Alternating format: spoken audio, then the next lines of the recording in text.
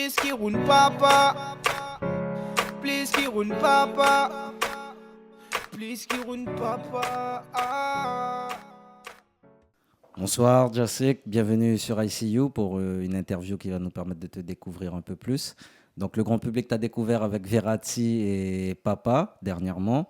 Et sinon, qu'est-ce que tu peux nous dire? Ça fait combien de temps que tu fais de la musique? Bonsoir, merci pour l'invite. ICU, tu connais. Moi-même, c'est Jacek. Alors, la musique, j'ai commencé la musique réellement déjà en France. J'avais 17 ans. J'avais 17 ans et j'ai commencé la musique avec un gars qui s'appelait Sonata, enfin qui s'appelle Sonata toujours, je ne sais pas ce qu'il fait maintenant.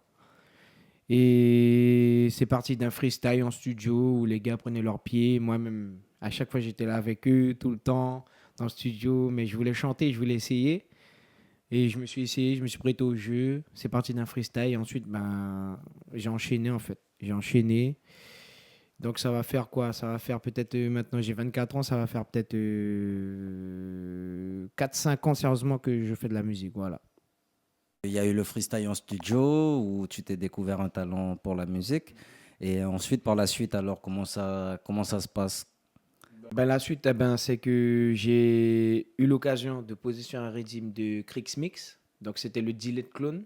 J'étais pas sur le medley, tout ça, hein, avec Diana et tout ça. Déjà, moi, c'est un autre monde, ça, tout ça pour moi. Donc, j'ai posé dessus et il se trouve que Crix, il a kiffé. Il a kiffé. C'est un jour, j'allais en soirée à Toulouse et j'ai entendu le son en boîte.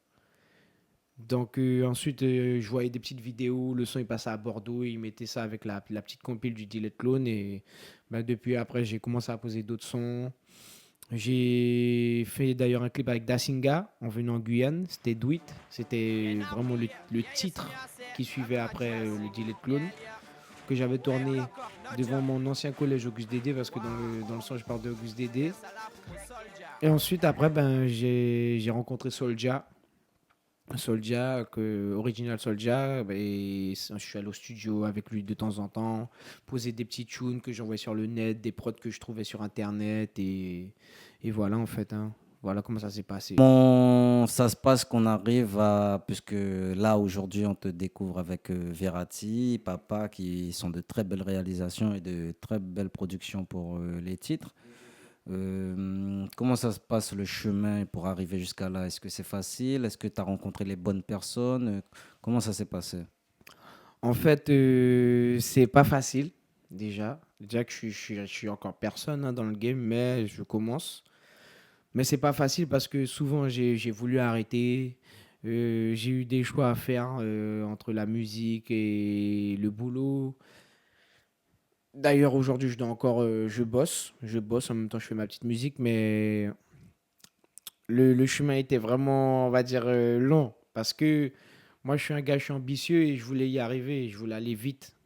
Je voulais aller vite, j'étais un peu impatient. Ce qui fait que j'ai perdu des connexions avec des gars avec qui je bossais, avec qui je m'entendais bien, mais c'est ça le truc, face c'est le game, hein.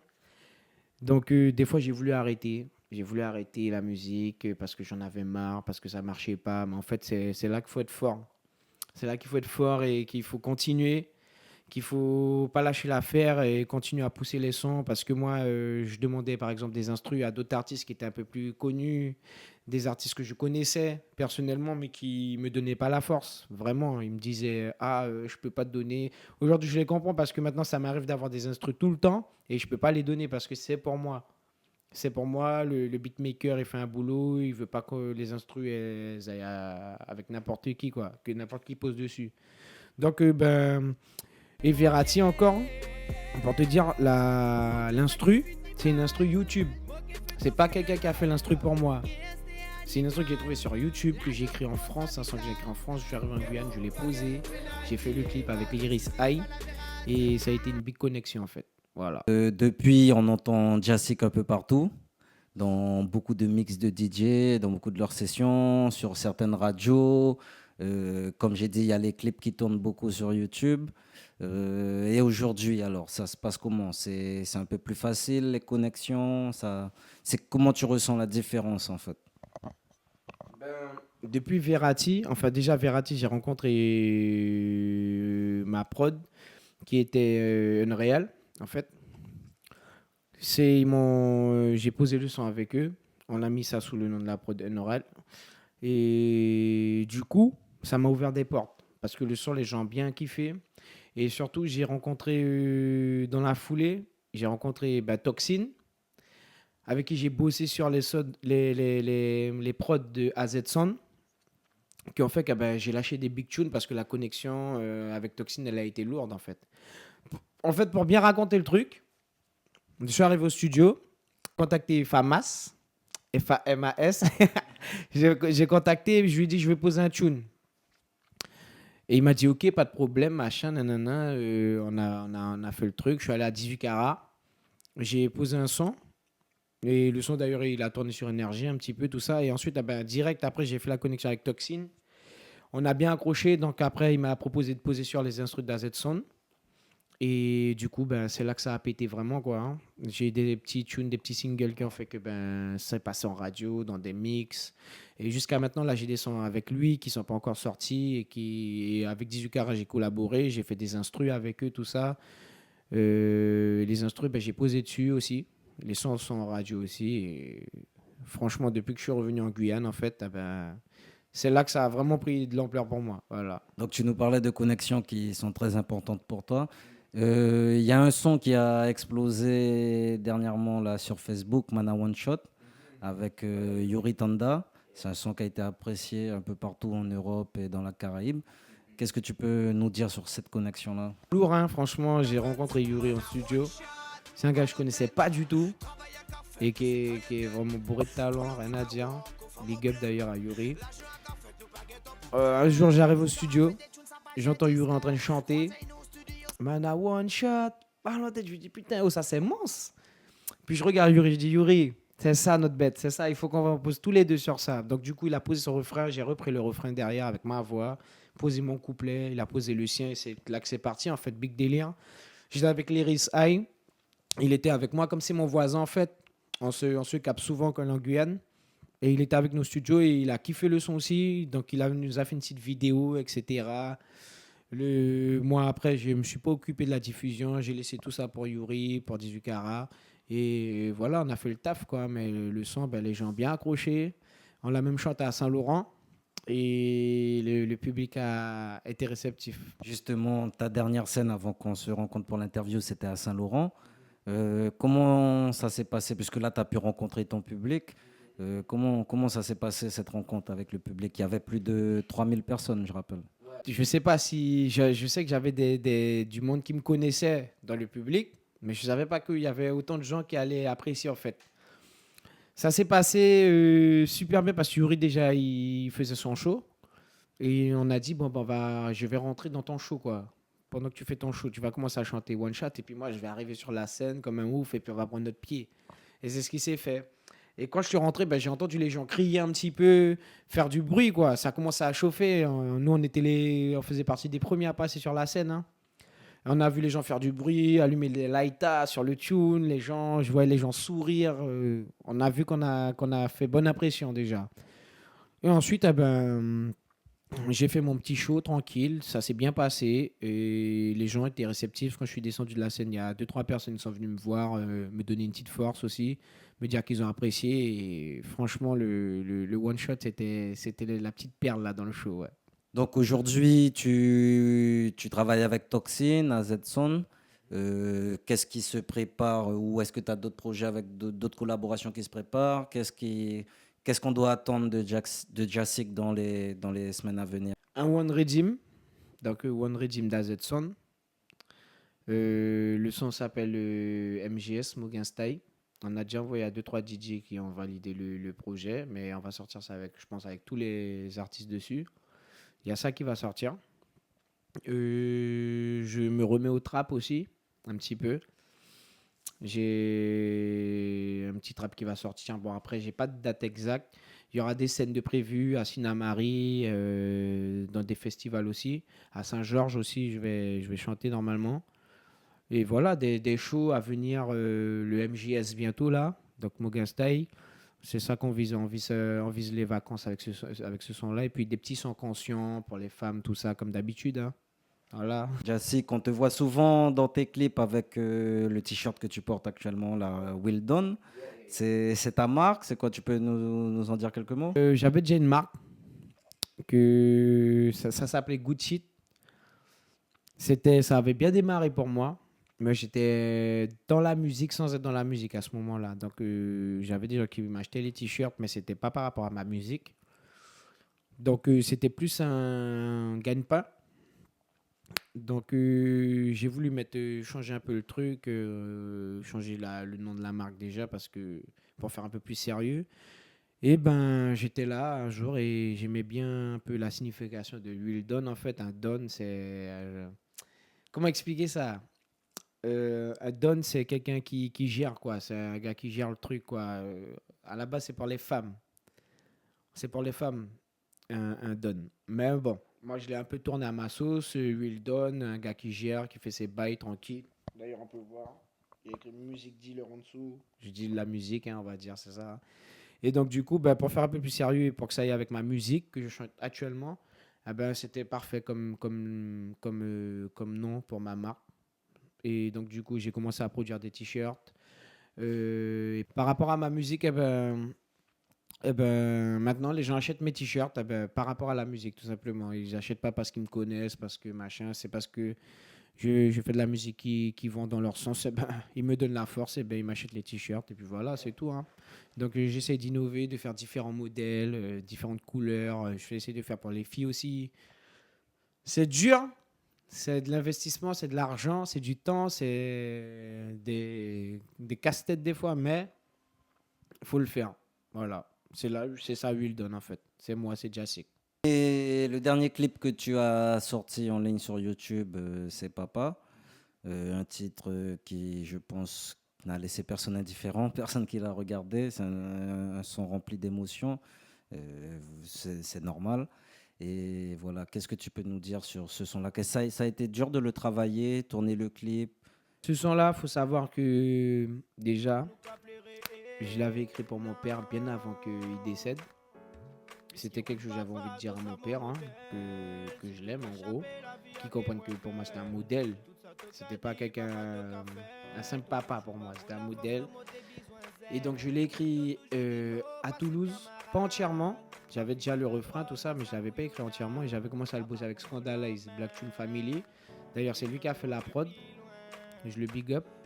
Et donc, on a commencé à bosser ça à Toulouse. Et je suis revenu en Guyane par rapport à mon père, qui était souffrant, qui était malade. Et donc, qui fait que la musique, c'était pas encore, j'avais pas encore bien repris le truc, vu que j'étais là pour mon père à la base. Et donc, comment expliquer ça?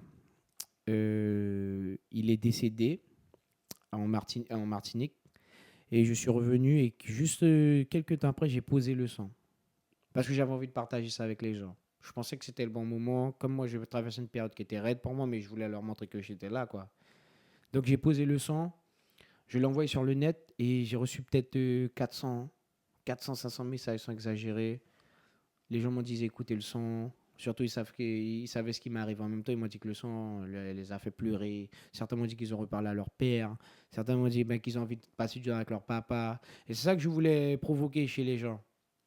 Je voulais pas faire. J'ai des gars, ils m'ont dit ouais, tu fais ça pour le buzz et tout. Mais moi, je l'ai pris cool. Je l'ai pris comme l'aurait pris mon père, en mode cool, en me disant en fait, c'est des abrutis quoi. Ils savent pas en fait c'est quoi la musique. La musique, c'est du partage, c'est quelque chose que tu donnes aux gens. Si c'est pour les ghettos, tu fais de la musique pour les ghettos, tu n'auras pas les dit telle bête, telle bête. Si tu fais de la musique pour les enfants, tu parles de bonbons, de sucre glace, de machin. Moi, je fais de la musique pour transmettre un vrai message. Même si des fois, je fais du son un peu commercial. Hein. On est obligé de toute façon pour marcher dans le truc. Hein.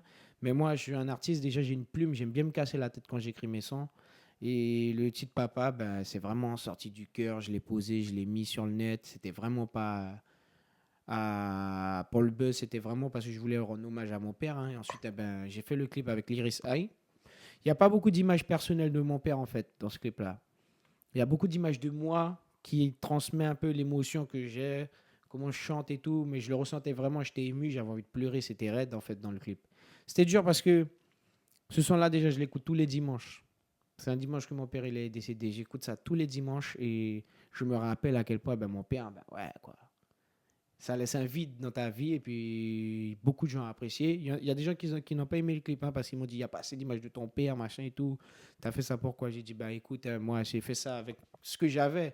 Des images de mon père, j'en ai pas des quantités quoi. J'en ai pas des quantités, j'ai pas énormément de photos avec mon père. J'ai pas... Mon père c'était un gars qui travaillait beaucoup. Donc il n'avait pas le temps pour ça. Même faire des trucs avec mon père, on pouvait pas faire ça quoi, tu vois. Donc tout s'est fait, je l'ai fait avec le cœur. Les gens l'ont pris comme ils l'ont pris. Il y en a qui ont apprécié. J'ai vu que ça passe à la télé maintenant, tout ça. Donc, ben, merci Seigneur. Merci à tous ceux qui me donnent la force. Et puis voilà, Petit Papa, c'était vraiment sorti du cœur. Et c'est pour rappeler aux gens qu'on a un seul papa, c'est tout. Quand tu écris tes textes, quand justement, parce que tu nous disais que tu aimes bien faire passer des messages, quand tu écris tes textes, tu choisis tes instrus, ça se passe comment?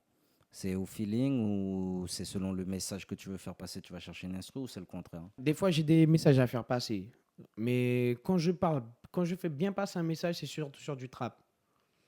Sur ça qu'en ce moment, je suis plus sur une vibes dancehall où je lâche des dancehall pour la jeunesse, tout ça, pour que on me passe en boîte, tout ça, etc. Après, ce que je dis, je le vis aussi hein, dans mes dancehall. Là. C'est comme ça que je vois le truc. Et. Attends, c'est quoi la question encore?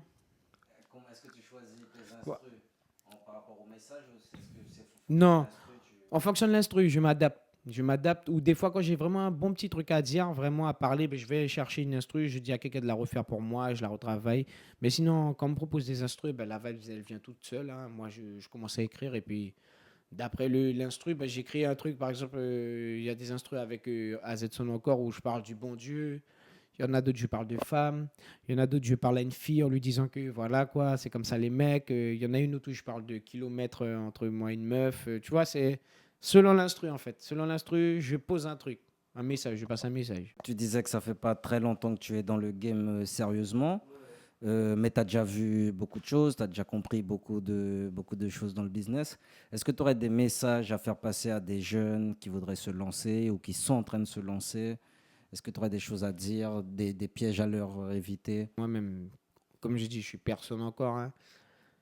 Mais j'ai rencontré des gens dans la musique qui ont essayé de m'utiliser, par exemple, ou des gens qui ont ou des bonnes personnes bien intentionnées, mais qui n'avaient peut-être pas les moyens de me donner ce que moi j'attendais.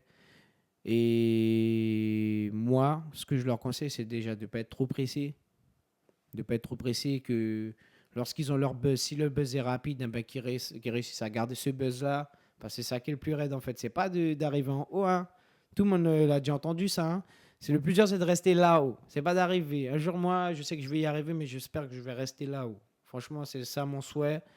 Mais d'éviter d'être trop pressé, d'éviter de demander. Bon, faut pas hésiter de demander, mais des fois, il vaut mieux faire ces trucs par soi-même. Et c'est là qu'on sera le plus satisfait. Parce que moi-même, depuis le départ, eh ben, je mise sur moi-même. J'attrape des connexions aujourd'hui qui m'aident, mais parce que j'ai bossé moi-même avant. Si j'avais pas bossé, si j'avais pas écrit mes sons, si j'allais pas sur YouTube chercher mes instrus, poser un son, même si le son n'était pas terrible, je le faisais quand même. Parce que c'était ça, c'est le boulot. Et au fur et à mesure, ben, je vois mon évolution moi-même, je prends du recul. Des fois, j'arrête d'aller au studio, je vais prendre une vibes. Et c'est là que tout revient. L'inspiration, c'est comme ça. Et puis voilà, moi, si j'ai un truc à vous dire encore, ben, c'est pas être pressé, rester la tête sur ses épaules, sur les épaules, ne pas, ne pas parler sur les autres artistes, rester comment dire, pas indifférent, rester juste, essayer de ne pas parler sur personne, faire son petit chemin. Et c'est là que les trucs vont marcher pour vous. C'est vraiment rester juste, rester droit, faire son truc et puis surtout payer ses affaires soi-même. Merci Jacik, merci beaucoup pour cette interview. Je pense qu'on a pu te découvrir un peu mieux et on va continuer à te découvrir par la suite sur le site ICU. Donc voilà, ben, merci beaucoup et à bientôt. Merci à ICU. Hein. Alors, big up John Doe. John Doe, hashtag ICU, my nigga, tu connais. Et puis voilà, je passe un petit big up par la même occasion à 18K, à Toxin, Sasprod, tout ça. Franchement, ça, il me donne beaucoup de force en ce moment. Et j'oublie pas. Pas qu'à manger plié. N'a plié. Ghetto every time, y'a les genoux là, bah ça y est, tout qu'à try, y'a pas qu'à, ça qui est une big love, la paille, ça me signe qui jette là dans les guns, pas Arrête, qui pas gain temps pour perdre. Si tous les trappés, ton queen savait on se remettre. Si t'as pas qu'à respect, non. Dis-moi qui moun qu'à respect, non.